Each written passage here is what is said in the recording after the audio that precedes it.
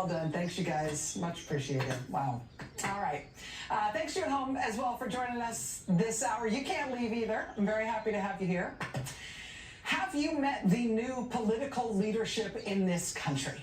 The people who may not have the title, may not have the, plate on the office door or whatever, but these are the people who are actually getting it done. We found them in Grand Rapids, Michigan. And I turned 65 on Sunday, and I just made a decision. I woke up this morning and said, I gotta do something. In Grand Rapids Wednesday afternoon, around 24 people gathered in front of the Social Security Administration office on Knapp Street and East Belt Line. Trying to bring attention to what's going on, and also supporting the people that are working in there, saying, we appreciate you. The crowd, mostly retirees and Social Security recipients, they protested against recent moves by the Trump administration's Department of Government Efficiency, or DOGE, many of them feeling that access to Social Security benefits and Medicare could be at risk. Well, I am a retiree. I worked for 50 years in all different trades of working, and I paid into my Social Security benefits all those years. Those protesting tell us they are against the Trump administration's moves to close dozens of SSA field offices across the country, along with eliminating over-the-phone ID verification starting at the end of this month, requiring people to verify their IDs online only or in person. Let's say you're elderly and you have no way of coming physically to an office that's still open, or if you live in a rural area. I mean, it's just ridiculous. They're trying to make it so difficult for people to get their own money back. Those protesting also wanting to show support to federal employees, many saying they have been helped by staff at this very location. And I just want them to know we are here to support them for their jobs. The new political leadership of this country, the people actually getting it done. You saw them there in Grand Rapids, Michigan yesterday afternoon. We also found them on the side of the road in Reno, Nevada. About 24 protesters gathered outside the Social Security office in Reno at noon. They carried signs critical of the Department of Government Efficiency, or held signs which expressed their concern about the future of Social Security. Marilyn Sho has depended upon Social Security for her disabled son, and she says she soon wants to start collecting her benefits. Benefits she reminds everyone she paid for. It's an insurance, and we've paid into this. We've paid into Social Security I've worked since I've been 15. And so gutting it and making it, privatizing it, that is not the answer. Many seniors live paycheck to paycheck, and our Social Security only comes in once a month. If they don't have that check, that money in their account, that means they don't get to pay their rent, they don't get to buy food, and they don't get to pay their utilities. There would be more people out in the street. Plenty of car horns honked as drivers passed by the protest, but as one woman told me today, better to shine a light than curse the darkness. The new political leadership of this country. That was the Reno, Nevada division. These are the people who are actually getting it done, and they're everywhere. We also found them in Livonia, Michigan. A rally in Livonia Tuesday bringing out dozens of seniors concerned about Social Security and Medicare. I'm terrified.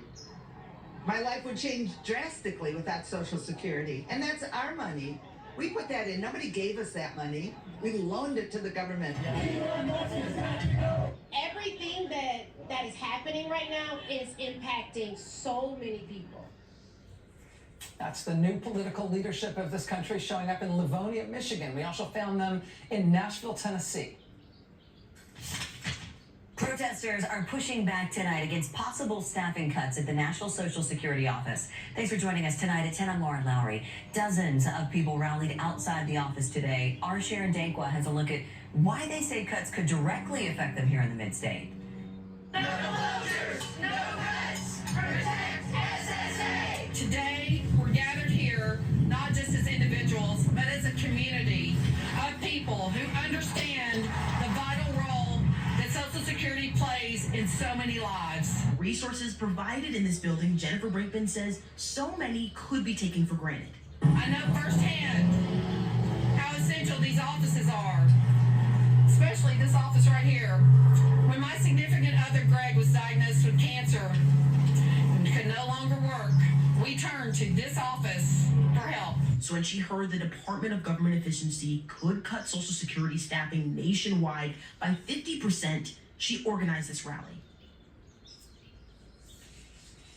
That was Nashville, Tennessee. You might remember last week we also found the new political leadership class in this country holding a political funeral for Social Security at the Social Security office in Gainesville, Georgia. They focused on their local Republican congressman there. His name is Andrew Clyde. Clyde lies as Social Security dies. Clyde dozes while Social Security closes. We've also found the new political leadership of this country fanning out to town halls, in-person town halls, online town halls, teletown halls, anywhere and anyhow they can get themselves in front of elected Republicans who are letting Trump take Social Security apart.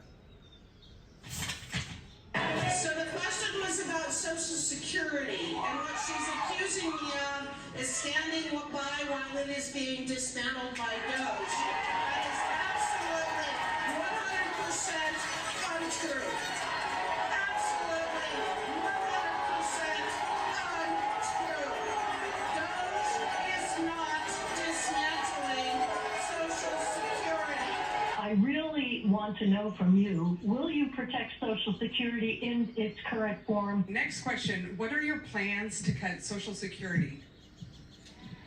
I want to be this is a very easy question for me to answer. Any changes to Social Security are not on the table, and I will not cut your Social Security. It is a promise between you and the federal government. Our next question is from Polly from a 288 zip code area. What are you doing to ensure the protection of our Social Security benefits?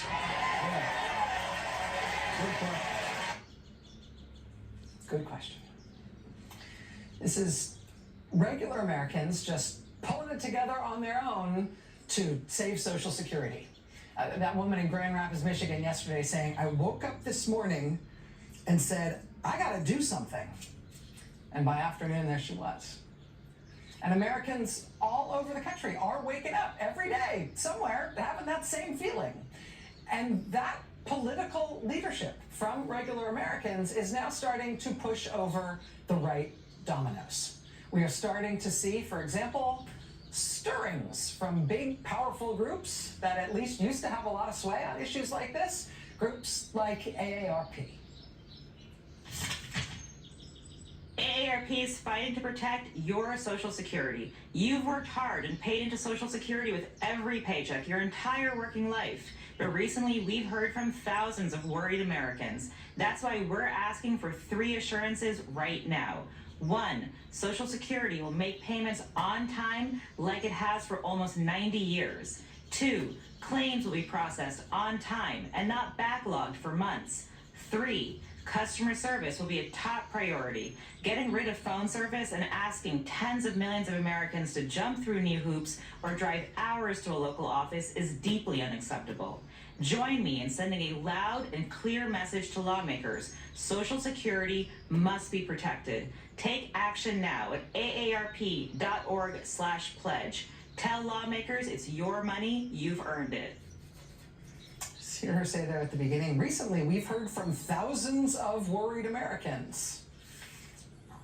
Hello, AARP. Honestly, by now I thought you'd have like armored divisions outside the offices of every Social Security office in the country. I thought you would be blanketing the nation with super effective ads and hounding every member of the administration every day up to and including the president. It's kind of what I have come to expect from AARP. We are not seeing anything like that yet from AARP, but they are admitting that thousands of their own members are contacting them now. And they are showing signs of life. And when you combine that with the real political leadership that we are seeing from regular Americans who just wake up one morning and say, I've got to do something, and then they go do something, well, you know what? It works. It has an impact. It pushes over one domino that then pushes down another. For example, we had Trump's Social Security nominee have his desultory little confirmation hearing this week in the United States Senate. But at that hearing, you had Republican senators, Republicans, asking, hey, wait, how many Social Security offices are you closing in my state? My constituents are telling me that Social Security service is collapsing. And look, I had my staff confirm it. After Trump fired all these people at Social Security, turns out it now takes hours to get through on the phone. And then even when you've waited on the phone for hours, you get cut off anyway. Hey, Social Security nominee from the Trump administration, what's going on here? You got that this week even from Republican senators. You have the top Republicans in the Senate who supposedly oversee Social Security, who until now have been totally silent as Trump has been firing thousands of people from the agency, as his top campaign donor has been given access to all the most sensitive systems at the agency, while he publicly calls it a Ponzi scheme that must be shut down. As the service has started to palpably collapse, they have been silent and have been doing nothing. But now you've got them having to admit to reporters and whining a little bit about it that maybe they should be in on some of this stuff. For NBC News, quote, Republican Senator Chuck Grassley, the chairman of a key Senate subcommittee on Social Security, said he had not been told ahead of time about the Trump administration's moves at the agency. Quote, no, I have not been, Grassley told NBC News. Asked if it would be helpful to his job if he were given a heads up, Grassley repeated, I have not been, I have not been. Republican Senator Steve Daines, a Senate Finance Committee member, said in an interview that he, too, hasn't been in the loop for the Trump administration's changes. Quote, no, we haven't, he said. Quote, I haven't had any heads up. Senator Daines said that he would appreciate advance notice about the changes the administration makes to Social Security. He said, quote, I'd like to know about it, yeah. Well, that's something. I'd like to know about it. So those are the people in Washington, but it is the leaders of this country. I see you, plucky retirees in knitted hats on the side of the road in Reno. I see you. After the real leaders of this country, after you guys took the wheel, it has started something. And so now, yes, if you are applying for Medicare or disability or SSI benefits through Social Security, they're no longer planning to mandate that you have to go in person to your local Social Security office, that they're probably closing anyway and or firing most of the staff. And no, they're no longer killing the 1-800 line altogether, which they had previously been planning on doing. And no, they are not forcing through this verify your identity in person change that they were going to force through as of Monday, which would have forced immediately millions of people, millions of older and disabled people to have to go to these offices in person. And they've apparently done no training for it at all. And oh, by the way, the new system they said they want to put in place doesn't exist. But now they're not going to implement that on Monday. They need a little more time. In no sense has Social Security been saved. This fight is absolutely on. But it is regular Americans who have been fighting against Trump all over the country. Yes, in Washington, but honestly, all over the country. And that's what's made the difference. It is working. It is making a difference. And there is more to do, but it is working. And look, here's another view of America's political and moral leadership at work. This is the protest that sprung up spontaneously and basically instantly yesterday afternoon in Somerville, Massachusetts. Instantly, thousands of people gathered on no notice in the immediate aftermath of a Tufts University student with a valid student visa, a Fulbright Scholar PhD candidate with no criminal record who had no notice from the government that they believed she had done anything wrong. She was nevertheless accosted and snatched off the street by a half dozen federal agents who were covering their faces, who then handcuffed her and stuffed her into an unmarked car. Donald Trump is now claiming the right to do this to anyone. He is making the truly authoritarian claim that if you express an opinion that Donald Trump doesn't like, this is what will happen to you. In this case, it was a student writing an op-ed criticizing the war in the Middle East. The Trump administration says that alone is the justification for revoking her student visa, which is insane. But even if signing an op-ed were grounds to revoke this young woman's visa, they could just tell her they were revoking her visa, tell her that she therefore needs to leave the country. Instead, they didn't tell her anything. They just sent masked goons to jump her on the street and throw her in an unmarked car and take her away. And that will now be litigated. But the kids at Tufts University and the community there just erupted yesterday. Spontaneously, thousands of people turned out to respond in person. That was yesterday. And then this is Somerville again tonight.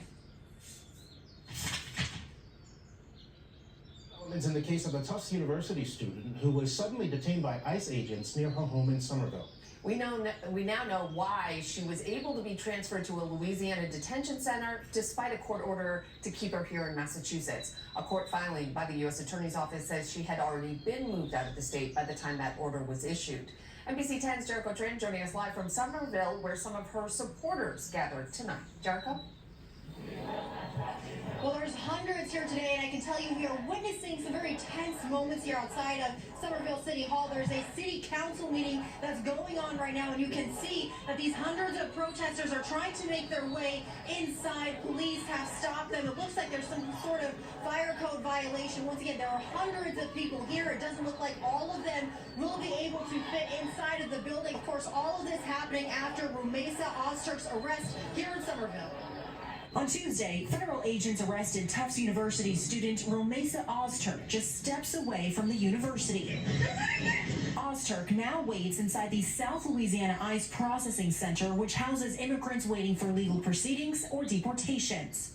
You see it on TV, but when it hits home, it's a mile away from you, and the terror in her face and her voice, it's terrible. The PhD student and Fulbright scholar maintained a valid F1 visa status. Now that visa has been terminated. The Department of Homeland Security claims Ozturk engaged in activities in support of Hamas, with Secretary of State Marco Rubio saying the graduate student's presence in the U.S. could have, quote, potentially serious adverse foreign policy consequences and would compromise a compelling U.S. foreign policy interest. Oh, we revoked her visa. Ozturk wrote an op-ed for the university's paper calling for Tufts to divest from companies directly tied to Israel. If you apply for a visa to enter the United States and be a student, and you tell us that the reason why you're coming to the United States is not just because you want to write op-eds, but because you want to participate in movements that are involved in doing things like vandalizing universities, harassing students, taking over buildings, creating a ruckus,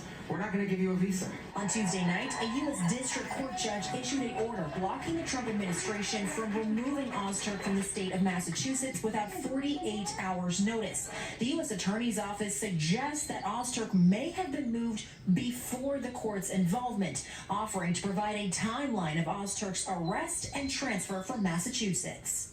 Our neighborhoods are not safe, right? The people around us aren't safe. And you can hear those chants live right now. They're asking police to let them in. Once again, you can see them kind of barricading the doors. They have let some of these ralliers in, but it doesn't look like they're letting everybody in right now. This is one of several protests. We were at a protest yesterday. We were at two of them today. This is one of them. That city council meeting here in Somerville is happening as we speak. We'll have more on that for you later. That's the very latest here in Somerville. Jericho Tran, NBC 10 Boston. That's happening tonight in Massachusetts. Also in Massachusetts at Harvard University, we've just got word that Trump has apparently also grabbed a Russian scientist, a young woman who works at Harvard Medical School. She had been forced to leave Russia because she spoke out and criticized Putin's invasion of Ukraine. Now Trump has had her arrested in the United States, has had her locked up in an ICE detention facility in Louisiana, and is threatening to ship her back to Russia.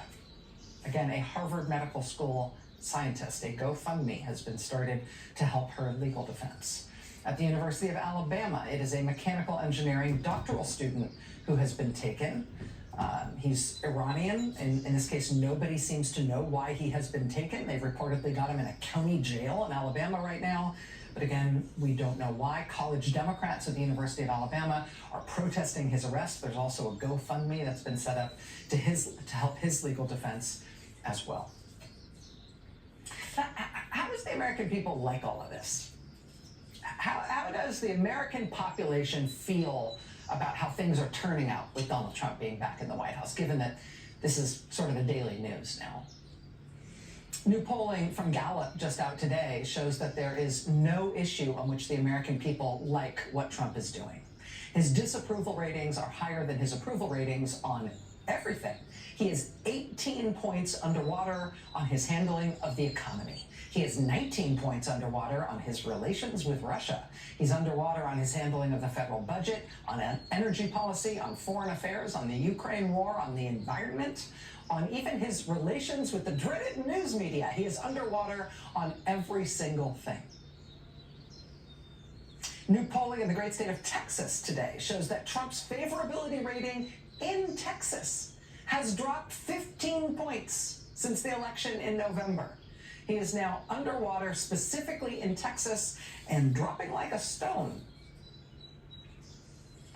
Today, Donald Trump pulled the nomination of Congresswoman Elise Stefanik to be his new ambassador to the United Nations. So congratulations to the United Nations. But Trump admitted the reason why he pulled her nomination. He said the reason he pulled her nomination is because they don't want her to leave her seat in the House, because the Republican majority is so thin. Now, if Elise Stefanik had left her seat in the House and become UN ambassador, which was the original plan, they would just hold an election to put somebody else in that seat, right? If another Republican was going to replace her in the House, of course, it wouldn't affect the size of their majority at all. But you want to know why they pulled that nomination today?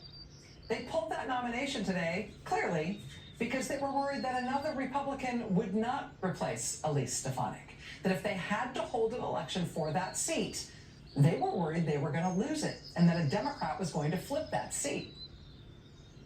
Elise Stefanik won that seat in November by 24 points.